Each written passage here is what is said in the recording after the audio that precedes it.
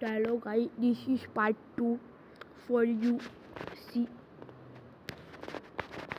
चली गई, नहीं तो उसकी जगह भी मैं होता। लेकिन तभी रियोटा को एक और दिखता है फूड सप्लाई, और यहाँ पे फिर वो बोलता है कि हम उसकी तरफ नहीं जाएंगे क्योंकि हो सकता है किसी ने वहाँ पे ट्रैप लगा के रखा हो। लेकिन टेरा ऐसा करने से मना करता है। वो बोलता है कि हम उस फूड सप्लाई की तरफ जाएंगे क्योंकि हो सकता है हम यहाँ पे अगर बैठे रहे तो भूखे ही मर जाएंगे। इससे अच्छा तो यही है कि हमें ट्राई करते रहना चाहिए। और इसके बाद दोनों ही नीचे उतर जाते हैं उस फूड सप्लाई को पाने के लिए। अब हमें इसके बाद एक 14 साल के लड़के के बारे में बताया जाता है जिसका नाम है कीरा, और ये अपने घर से भाग जाता है क्योंकि इसके फादर लगातार इसे पीटा करते थे और आगे चल करके इसे चोरी करने की भी आदत लग जाती है। और इसी चोरी के चक्कर में इसने एक आदमी की जान ले ली और आगे चल करके 3 लड़कियों के साथ रेप किया। और जब पुलिस इसे गिरफ्तार कर लेती है तो पुलिस वाले भी सोच रहे होते हैं कि इतना मासूम सा लड़का इतना बड़ा गुनाह कैसे कर सकता है। और इन सबको ऐसा लगता है कि कीरा का मानसिक संतुलन ठीक नहीं है, और यही कारण है कि ये लोग इसको जेल न भेज करके एक रिहैब सेंटर में भेजना चाहते हैं। और एक लॉयर कीरा का केस ले भी लेता है। लेकिन फिर इसके कुछ दिन बाद हम देखते हैं कीरा को उसी लॉयर के साथ इस आइलैंड के ऊपर। और यहाँ पे आने के बाद लॉयर भी देख करके हैरान था कि कीरा किस तरीके से अपने मजे के लिए काफी सारे फ्रॉग्स की जान ले रहा है। लेकिन अभी भी लॉयर को ऐसा लगता है कि कीरा का मानसिक संतुलन ठीक नहीं है और वो आगे चल करके कीरा को ठीक कर सकता है। और तभी इनका भी ध्यान उन फूड सप्लाईज पे जाता है जो प्लेन के द्वारा नीचे भेजा जा रहा है। और फिर हमें पता चलता है कि यहाँ पे कीरा के फादर भी आए हैं, और कीरा अपने फादर से बहुत डरता है। यानी कि वो लॉयर के साथ तो कितनी बदतमीजी कर ले, लेकिन अपने फादर के सामने उसका मुंह नहीं खुलता। और तभी तीनों फूड सप्लाई के पास पहुंच जाते हैं जो कि एक पेड़ पे लटका हुआ है। तो यहाँ पे कीरा के फादर अपने ही बेटे के बम का इस्तेमाल करते हैं ताकि पेड़ को उड़ा करके फूड सप्लाई को नीचे लाया जा सके, लेकिन वो बम काम ही नहीं करता। तब यहाँ पे लॉयर बताता है कि बम का जो ओनर है केवल वही उसको एक्टिवेट कर सकता है। और तभी कीरा के फादर कीरा को धमकाते हैं, जिसके बाद कीरा अपने बम को एक्टिवेट करता है और खाने को नीचे ले आता है। फिर खाना मिल जाने के बाद कीरा के फादर बोलते हैं कि ये खाना मैं केवल उसी को दूंगा जो मेरी बातें मानेगा। लेकिन यहाँ पे लॉयर बोलता है कि तुम ऐसा नहीं कर सकते। तो कीरा के फादर लॉयर को धमकाते हुए बोलते हैं कि तुम्हारा पावर यहाँ पे काम नहीं करेगा, इसलिए वही करो जो मैं कहता हूँ। और इसके बाद कीरा के जो फादर होते हैं वो कीरा के गोटे दबा देते हैं, इतनी जोर से दबाते हैं ताकि कीरा दर्द के मारे चिल्लाता रहे। और तभी कीरा को एहसास होता है कि कैसे उसके फादर लगातार उसे घर पे पीटा करते थे। और इस बात से कीरा को इतना ज्यादा गुस्सा आ जाता है कि वो अपने बम का इस्तेमाल करता है अपने फादर के ऊपर। और यहाँ पे उसके फादर की जब जान चली जाती है तो कीरा को ऐसा लगता है कि अब लॉयर उसकी प्रोटेक्शन करेगा, लेकिन यहाँ पे लॉयर तो खुद अपनी जान बचाना चाहता है। और फिर उसके बाद लॉयर कीरा को बोलता है कि तुम्हारे फादर बुरे थे, लेकिन तुम अपने फादर से भी ज्यादा बुरे हो और तुम्हें तो पहले ही मर जाना चाहिए। और इतना बोलने के बाद लॉयर वहाँ से भाग जाता है। और तभी कीरा देखता है कि वहाँ पे कोई आ रहा है। वो कोई और नहीं बल्कि रियोटा और टेरा होता है। अब यहाँ पे रियोटा जब आ जाता है तो वो देखता है कि रेडार ने हमें कीरा के बारे में नहीं बताया, क्योंकि रेडार उन्हीं चीजों को डिटेक्ट कर पाता है जो मूव हो रहे हैं। लेकिन अगर कोई व्यक्ति शांति से एक जगह पे खड़ा है तो रेडार उसे डिटेक्ट नहीं कर पाएगा। फिर यहाँ पे रियोटा कीरा से बोलता है कि क्या तुमने इन लोगों की जान ले ली? तो कीरा बोलता है कि हाँ, मैंने इनकी जान ली है, क्योंकि यहाँ पे कोई रूल नहीं है और इस आइलैंड के ऊपर केवल वही लोग सर्वाइव कर पाएंगे जो सबसे ज्यादा ताकतवर है। और इतना बोलने के बाद कीरा अपने फादर के सारे बम लेने लगता है। और तभी इस मौके का फायदा उठाते हुए वो दोनों वहाँ से भागने लगते हैं। लेकिन कीरा इन दोनों को यहाँ से भागने नहीं देगा,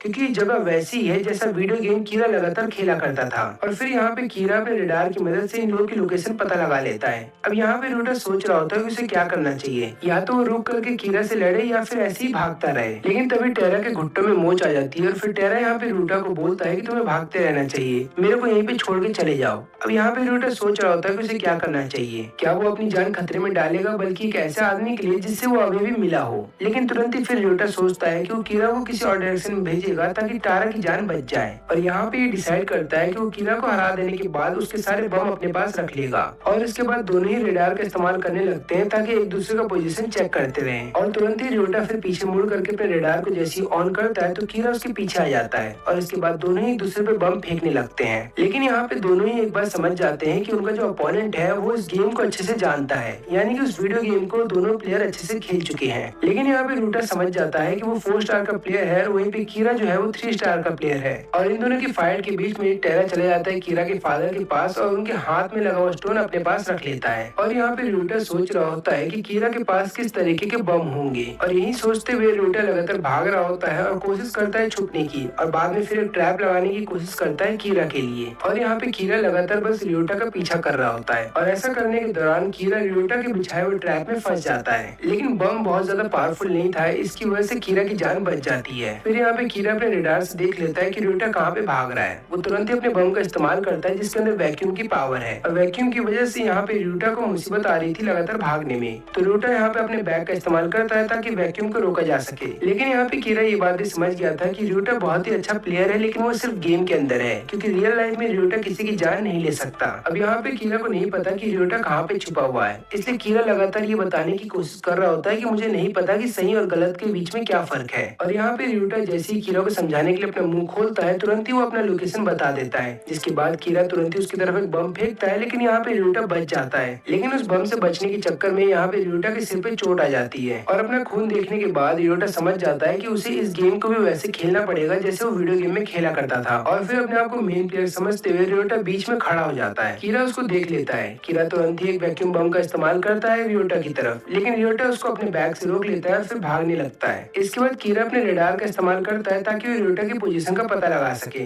लेकिन उसको कुछ भी नहीं दिखता। और यहाँ पे कीरा को ऐसा लग रहा होता है कि रियोटा एक जगह पे रुक गया है ताकि रेडार में वो पकड़ा ना जाए, लेकिन ऐसा होता नहीं, बल्कि रियोटा तो लगातार कीरा के चारों तरफ घूम रहा होता है और उस पर बम भी फेंकता है। और यहाँ पे कीरा को समझ में नहीं आ रहा था कि रेडार उसको क्यों नहीं पकड़ पा रहा। तो होता यूं है कि रियोटा ने एक ऐसी टेक्निक को मास्टर कर लिया होता है जो केवल प्रो प्लेयर्स को पता होता है, और इसी टेक्निक की मदद से रियोटा ने रेडार को जैम कर दिया है। तो होता यूं है कि रियोटा ने अपने रेडार को उसी समय ऑन कर दिया था जिस समय कीरा ने ऑन किया था, और इसी की मदद से उसने कीरा के रेडार को जैम कर दिया। और फिर वो कीरा को लगातार कंफ्यूज करता रहता है और आखिरी में कीरा के पास एक बम भी फेंक देता है। और जैसे ही कीरा थोड़ी देर के लिए बेहोश हो जाता है, तब यहाँ पे रियोटा अपने होश में आता है और रियोटा खुद से बोलता है कि वो क्या करने वाला था, उसकी वजह से भी किसी की जान चली जाती। और फिर यहाँ पे कीरा को एक पेड़ से बांध दिया जाता है और उसके बाद उसके सारे बम रियोटा के द्वारा ले लिए जाते हैं। और फिर यहाँ पे जब रियोटा जा रहा होता है तो कीरा पूछता है कि तुम्हारा नाम क्या है, और यहाँ पे रियोटा अपना असली नाम नहीं बताता बल्कि अपना गेम का नाम बताता है। और ये नाम सुनते ही कीरा समझ जाता है कि रियोटा जापान का सबसे बेस्ट प्लेयर है। और इसके बाद कीरा खुद से बोलता है कि मुझे इस आइलैंड पे बहुत मजा आने वाला है। अब यहाँ पे रियोटा और टेरा को अच्छा खासा खाना मिल जाता है। देखा जाए तो इनको केवल कप नूडल्स ही मिलते हैं खाने के लिए, लेकिन ये कप नूडल्स भी ऐसी जगह में 5 स्टार खाने से कम नहीं है। फिर खाना खा लेने के बाद टेरा जो है यहाँ पे लगातार रियोटा को बोल रहा होता है कि तुम्हारा शुक्र है जो तुमने अपनी जान खतरे में डाली मेरे लिए। और इतना बोलने के बाद टेरा लगातार रोने लगता है। लेकिन यहाँ पे टेरा को अभी भी समझ में नहीं आ रहा था कि उसको इस आइलैंड पे क्यों लाया गया है, उसने ऐसी क्या गलती की है। अब इसके बाद हमें रियोटा का घर दिखाया जाता है जहाँ पे रियोटा की माँ अपनी जान देने वाली थी, लेकिन तुरंत ही रियोटा के फादर घर पे आकर के उसकी माँ की जान बचा लेते हैं। और यहाँ पे रियोटा की माँ बोलती है कि मेरी वजह से मेरा लड़का बिगड़ गया है, क्योंकि मैंने उसकी अच्छे से परवरिश नहीं की, यही कारण है कि वो तुम्हें अपना पिता नहीं मानता,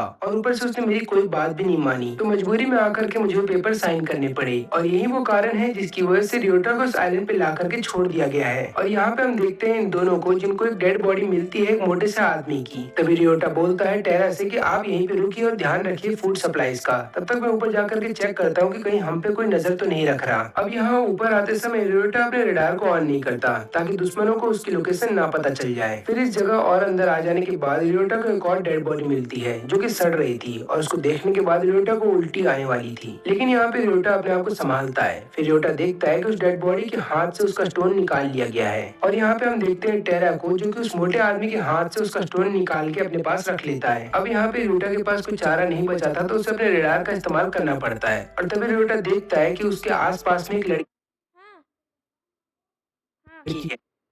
है, और वो लड़की वही है जिसे थोड़ी देर पहले रियोटा ने देखा था। यहाँ पे हिमिको भी समझ जाती है कि कोई रेडार का इस्तेमाल कर रहा है, इसलिए हिमिको तुरंत ही अपने पॉइजनस बम का इस्तेमाल करती है ताकि जंगल में जो भी व्यक्ति छुपा हो वो बाहर आ जाए। और उसके बाद रियोटा हिमिको के सामने आ जाता है। अब यहाँ पे रियोटा देखता है कि हिमिको के पास 4 बैग हैं, यानी कि अगर दोनों आपस में लड़ते हैं तो यहाँ पे हिमिको आराम से जीत जाएगी। इसलिए वो हिमिको को बोलता है कि मैं तुमसे लड़ना नहीं चाहता, मैं तो ये चाहता हूँ कि हम दोनों को मिलकर काम करना चाहिए। अब हिमिको थोड़ी देर के लिए यहाँ पे रियोटा की बातें सुन रही होती है, लेकिन जैसे ही रियोटा उसके पास आने की कोशिश करता है तब यहाँ पे हिमिको तुरंत उस पे बम फेंक देती है, लेकिन रियोटा इस हादसे में बच जाता है। इसके बाद रियोटा फिर बिना किसी बम को फेंके हुए लगातार हिमिको के पास जा रहा होता है ताकि हिमिको को समझा सके। और यहाँ पे फिर हिमिको इलेक्ट्रिक शॉक देने की कोशिश करती है यहाँ पे रियोटा को, लेकिन रियोटा इसमें बच जाता है। हिमिको अपने आप को इलेक्ट्रिक शॉक दे देती है, जिसके बाद वो बेहोश हो जाती है। और इस मौके का फायदा उठाती है रियोटा तुरंत ही उसके सारे बम को अपने पास रख लेता है। अब यहाँ पे रियोटा हिमिको को कैरी करके नीचे जब लेके जा रहा होता है, तुरंत ही हिमिको को होश आ जाता है। फिर हिमिको पूछती पूछती है कि तुम मेरे साथ क्या करने वाली हो। यहाँ पे रियोटा बताता है कि तुम्हारी बॉडी टेम्परेरी पैरालाइज्ड है, इसका मतलब अभी तुम कुछ भी नहीं कर सकती,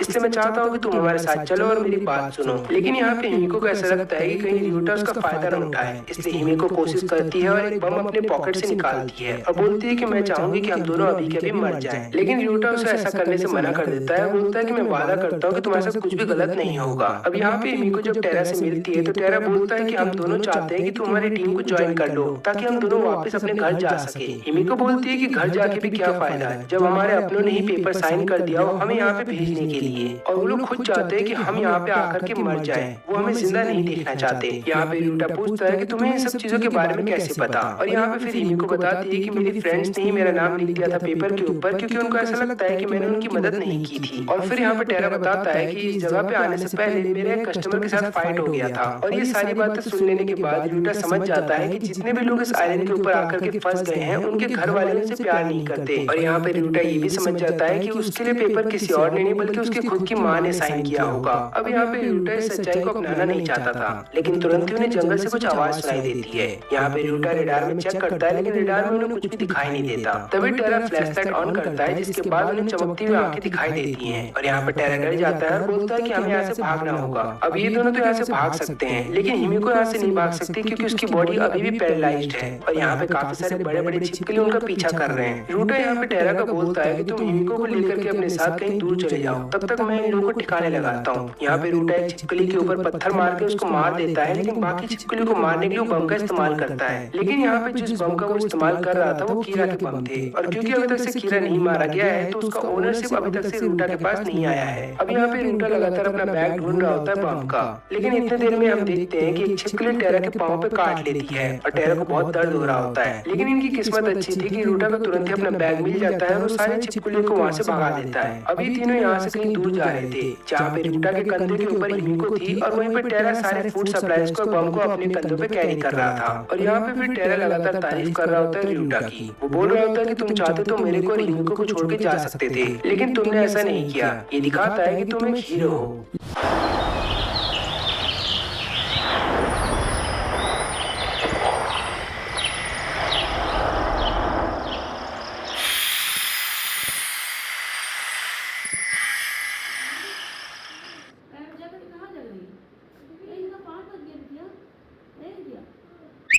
No harsh chemicals near खाना, तो फिर try खाने वाला T. Powered by Herbalac, 0% harsh chemicals, which makes your utensils खाने वाला clean। खाना बनाने से पहले खाने वाला clean। Herbal Strategy Nature Drop Dishwash।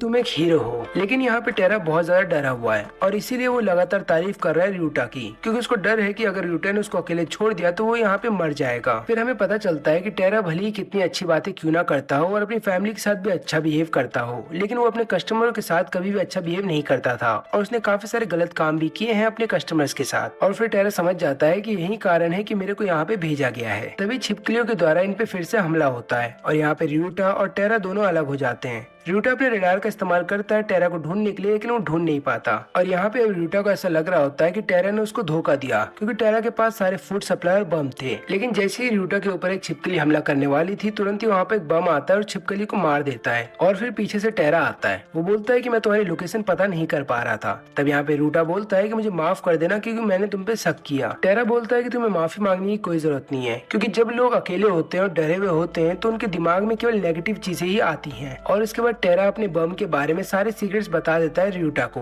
कि उसके पास कितने टाइप्स के बम हैं। ऐसा वो इसलिए करता है क्योंकि उसको रियोटा पे भरोसा है और उसको ऐसा लगता है कि रियोटा के बिना वो सरवाइव नहीं कर पाएगा। फिर ये लोग जैसे ही जंगल से बाहर निकलने की कोशिश करते हैं तब इन्हें एक छोटी सी बिल्डिंग दिखती है। अब इस बिल्डिंग के ऊपर जब ये तीनों चढ़ने की कोशिश कर रहे होते हैं तब तीनों ही नीचे गिर जाते हैं, क्योंकि सीढ़ियों में जंग लगा था और सीढ़ियां टूट जाती हैं। अब यहाँ पे टेरा बोलता है कि मैं छिपकलियों को रोकता हूँ, तब तक तुम हिमिको को लेकर चढ़ जाओ। यहाँ पे फिर रियोटा लगातार कोशिश कर रहा होता है हिमिको को होश में लाने की, लेकिन हिमिको होश में नहीं आती। अब यहाँ पे टेरा के पास जो बम है उससे वो केवल एक ही बार में एक छिपकली को मार सकता है। लेकिन जैसे ही टेरा पीछे देखता है तो वहाँ पे हिमिको नीचे पड़ी हुई है और रियोटा खुद ही उस बिल्डिंग के ऊपर चढ़ गया है। और यहाँ पे सभी छिपकलियों को भगाने के लिए रियोटा अपने पॉइजन बम का इस्तेमाल करता है। वो फिर टेरा को बोलता है कि मैंने पॉइजन छोड़ दिया जंगलों के बीचों बीच, लेकिन हवा की वजह से वो पॉइजन हमारी तरफ भी आ सकता है। यहाँ पे रियोटा एक बात ये भी बताता है कि मैंने हिमिको के हाथ का इस्तेमाल किया ताकि मैं उसके बम को एक्टिवेट कर सकूं। इसके बाद हिमिको को भी होश आ जाता है और तीनों उस बिल्डिंग के अंदर चले आते आते हैं, लेकिन वो तीनों देखते हैं कि यहाँ पे भी बम का इस्तेमाल किया है। इसका मतलब हमारे से पहले यहाँ पे कुछ लोग आ चुके हैं। लेकिन तभी टेरा का पाँव बहुत ज्यादा दर्द करने लगता है क्योंकि उसके पाँव पे एक छिपकली ने काट लिया था और अभी तक से उस पे ना तो बैंडेज लगाया और ना ही उसे डिसइंफेक्ट किया गया है। अब यहाँ पे रूटा सोचता है अंकल टेरा की मदद करने के लिए, इसलिए वो लगातार कुछ न कुछ ढूंढ रहा होता है ताकि टेरा के घाव को साफ किया जाए। वो हिमिको को बोलता है मदद करने के लिए, लेकिन हिमिको बोलती है कि मेरी बॉडी को टच मत करना और ना तो मेरे पास आना,